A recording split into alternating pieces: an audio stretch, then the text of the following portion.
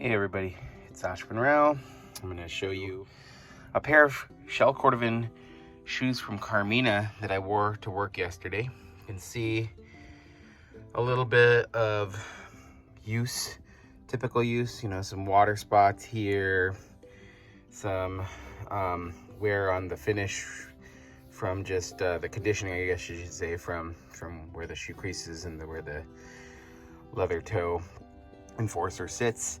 So obviously shell Cordovan is quite resilient, so I'm going to show you some quick tips. First thing, wet rag, and we're going to apply a wet rag.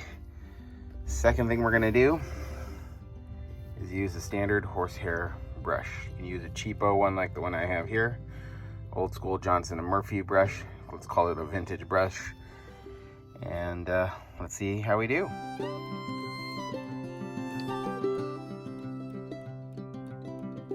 Okay, we're back, and by no means is this perfect, but literally with a damp cloth, you can see some of the polish has come off there, a little bit of discoloration, and a simple brushing, horsehair brush, you see water spots have mainly faded. There's still a little bit there, but not much, and everything's kind of gotten back to a nice shine.